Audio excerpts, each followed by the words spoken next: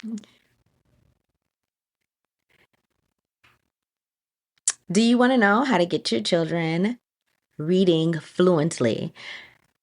Well, this episode is for that, especially. So you want to tune in, like, subscribe. We're going to get into how to make our students read fluently, and that's reading like we're talking. If they sound like robots, it's really slow, then we're going to figure out how to change that. Let's get started.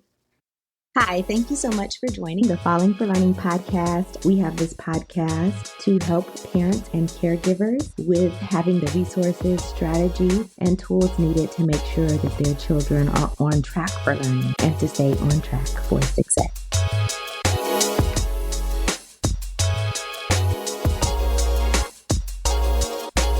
We're going to go ahead and get started. So let me just tell you, I have had an accident in July, and I have had back problems since then. Been going to the physical therapy. I'm sitting down today because I am having a little setback today. So anyway, we're going to get started. So here we go. So we're going to be talking about word families today. So word families is a way to help our kids become more fluent. Word families have to do with recognizing the patterns in words so that they can not just read one word, but read dozens of words with similar patterns. So today we're going to first look at some ID words with the ID at the end. Now these are very simple 3-letter words with the CVC pattern. By CVC we mean consonant, vowel, and consonant, okay? And here we go with consonant, vowel, and consonant. The rule for that is, again, this middle vowel is always going to be the short vowel sound. Okay, so that's what we know about the rules for sounding out words with the CVC pattern. Now, to make it a little bit more challenging, you might add another consonant to the end. For example, with vids. So obviously, we know that they may not know a word like video, but vid is short for video. So you could use that word and then you could put an S at the end. And some people speak that way anyway, as we know. Again, lids. So we have our consonant, we have our vowel, we have our consonant, we have another consonant. The rule is the same. It's a short I sound, I. Okay? And in that same vein, we have the IDE words, which would be I'd at the end. Now, here is a vowel consonant E. So here is like a magic E. This magic E, meaning it's silent and it makes that vowel sound say its name. So instead of I, the short I sound, it says I. So it is saying I'd. So we have B, I'd, and the E is silent. You don't hear it. But if you don't have the E there, then you're back to saying bid. So this is what we mean about helping the kids understand the rules for sounding out words. And then the word families help them to recognize these same patterns and get away from sounding out every letter. B, id, v, id, vid, d, id. Instead of that, they can see, oh, all these words have the id sound in it. All I am doing now is b, id. They have that first sound and they're putting the id with it, v, id. Bid, vid, did, vids, hid. Did I skip it? Did, vids, hid, lids, kid, slid, lid, rid, sid. So I have a capital S here because we're going to call the character in the little passage we're reading Sid. Now remember, you don't want your kid just reading list of words. Without reading passages, they need to read connected text. So if we're reading id words, we should have a passage with id words in it. If we have an I'd list that we're reading, we should have a passage with I'd words in it. So let's go through these I'd words: bide, hide, ride, side. Again, the same thing. You are understanding that the IDE says I'd. You're understanding the rule of the silent E, making the I say its name. I'd, bide. And you don't have to sound this out. Now, yes, the kids will begin with sounding out all of these words, right? But with repeated readings and repeatedly showing them different word families, they'll begin to see these rules and understand the patterns and internalize the rules for how to sound out words and transfer that information to new words that they're reading. So this is very key. They are transferring the knowledge of how to sound out one word to another. So even as we practice in other videos, not all of them are going to have the id, but they'll start recognizing it. Even if it's a ed or if it's that consonant, vowel, consonant, they'll start to get it. Okay. I added as well the CCVC, which is the consonant, consonant, vowel, consonant. That's where you have a blend or a digraph or something in front of it. We talked about digraphs in another video, but here we're talking about the blend. So this two letters both have their own sound, but it's problematic if you're just when you could put it together, slid, right? So this takes some of the guesswork out, the more they could recognize patterns. And they will not recognize patterns at first, but you helping them to identify these patterns, helping them to read these words and do repeated readings and practicing for fluency. And I really like to emphasize that fluency is reading like you're talking, right? So sometimes people have gotten it twisted up over the years and they think that fluency means that you're reading, you're speed reading. You're reading as quickly as you can. And then you'll find that some of the kids really don't even know what they were reading at all, right? Like, what were you reading? And the purpose for reading, of course, is that you are reading so you could understand. And as they get older, it's not just reading for understanding, it's reading to learn. They learn about science, math, social studies, histories, whatever they're learning, they're often told to read something about that. So they are reading to learn as they get older. In the early grades, if the student is progressing in the way that they're supposed to, they are learning to read from pre-K through 3. And then we go into the transition of reading to learn. You're really using reading as a tool or a method for learning content information. Okay. So let's get back to it. We went through our CVC word, CVCC, when you maybe add an S at the end, we have 2 vowels, right?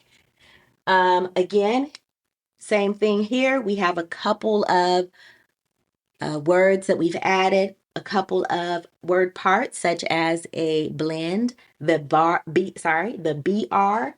the GL, and the SL.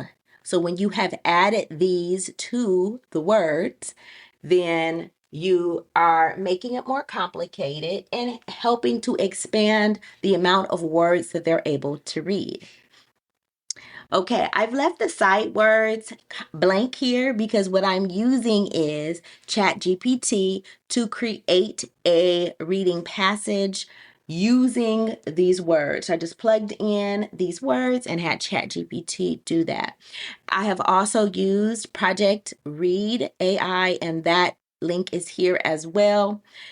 So that you can see, I'm going to put the link in the show notes, so that you can see that's a resource for using, decodable passages. Again, decodable passages are passages that are predictable because they're really closely linked to the words that they've already worked on.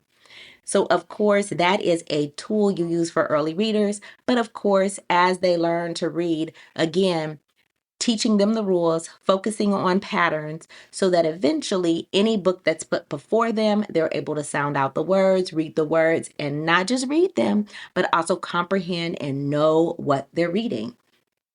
And with that, we are going to take a short break so that you could see more information about the books that I offer as the kids are going to be learning writing. The Rewrite Method and the Rewrite Method Workbook are your go-to resource for helping kids to learn to fall in love with writing. It has the tips, tools, resources, strategies, and skill-building activities to help kids fall out of writing hate and into loving to write. Get your book set today.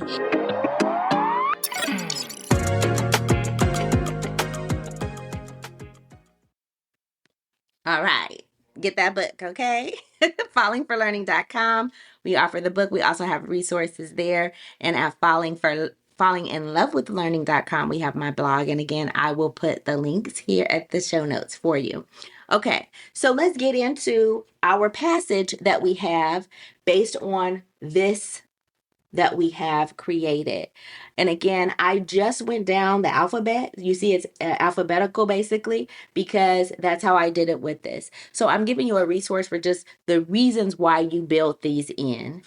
And of course, you could use, there's various tools and curriculum out there. But I would just want you to know the reason why this is set up the way it is. And of course, that could help you to really adapt things for your child if you're at home reading with them, which you should be. We all should be reading with our kids, right? Even if they're older kids, you could still read articles and all of that. So let's get to the video. To the video. We're in the video.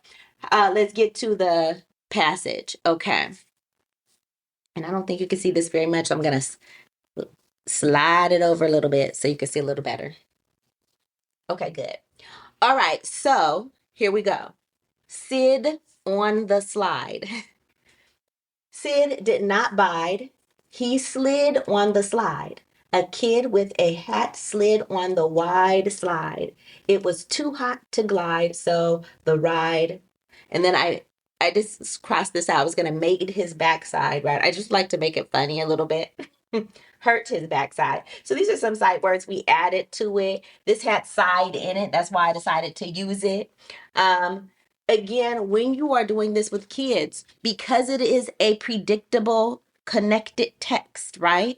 It has words that they already read. You give them the first read. You do not read it for them like I've just done for you. I'm just showing you, right? But you have the kids read it first. They should be able and give them patience, give them grace, help them sound out the words, let them know they can sound out the words, because of course they've read these words earlier. So sounding out these words is not a big problem. And so you need to make sure that you give them the confidence and the experience of reading a text independently first.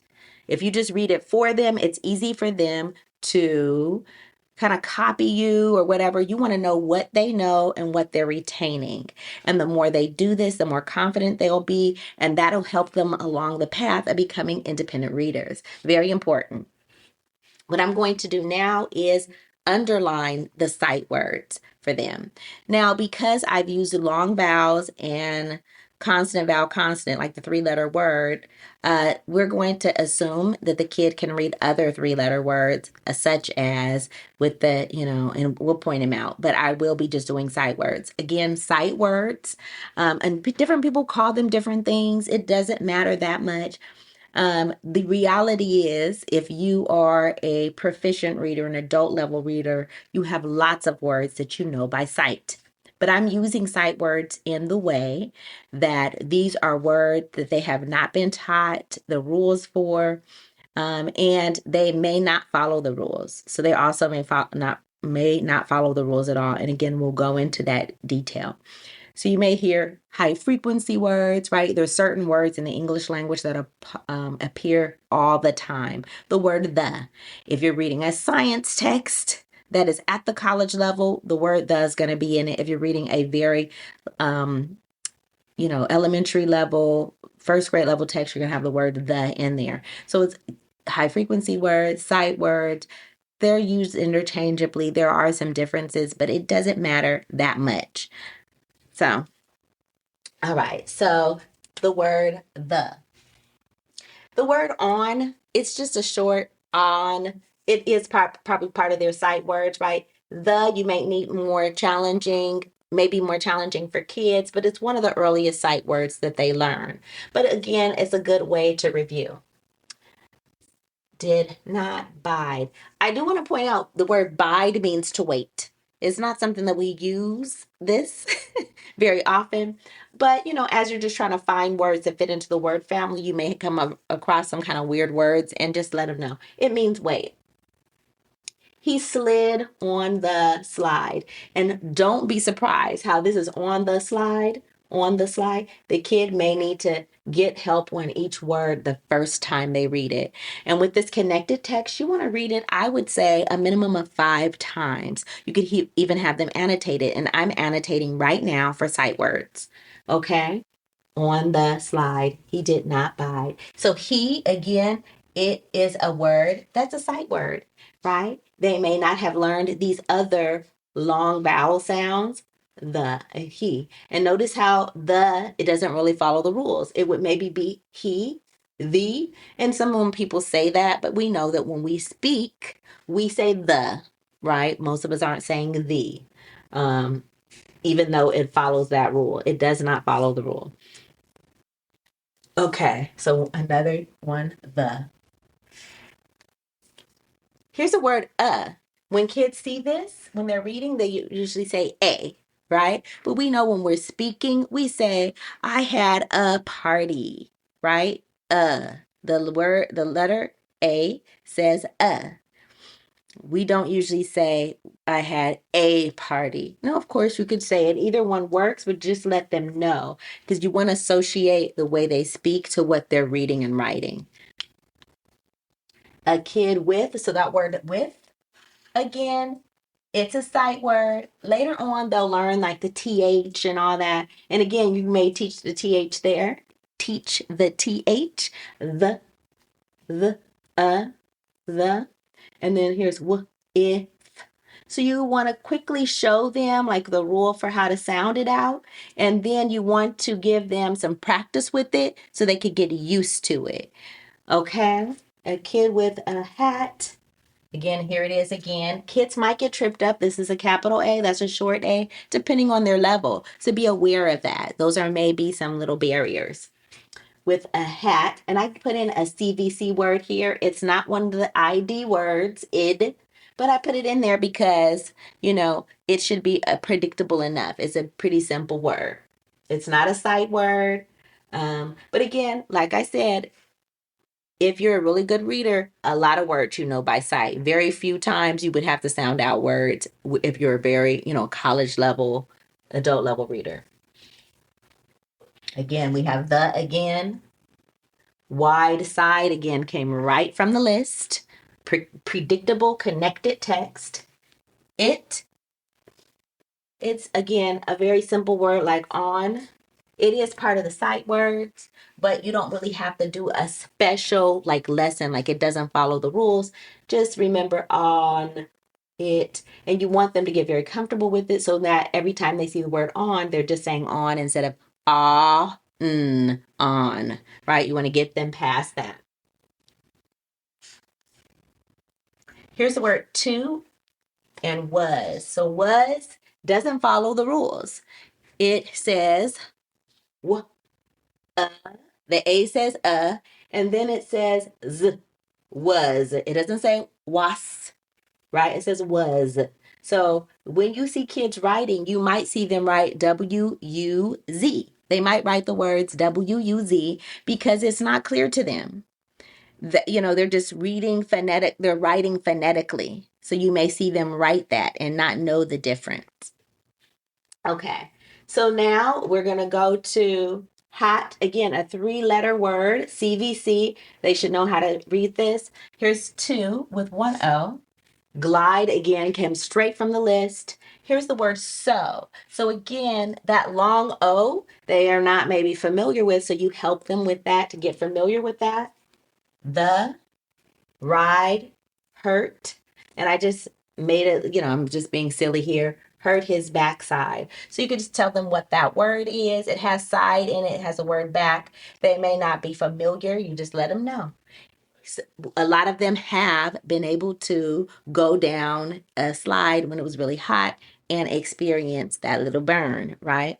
So again, you are helping them understand the rules. You're helping them get comfortable. And I said, again, have them read it at least 5 times. Don't have them just read it one time and then read it to them. Help them annotate it.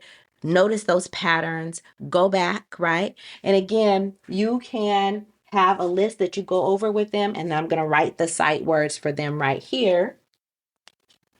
We had on the, he,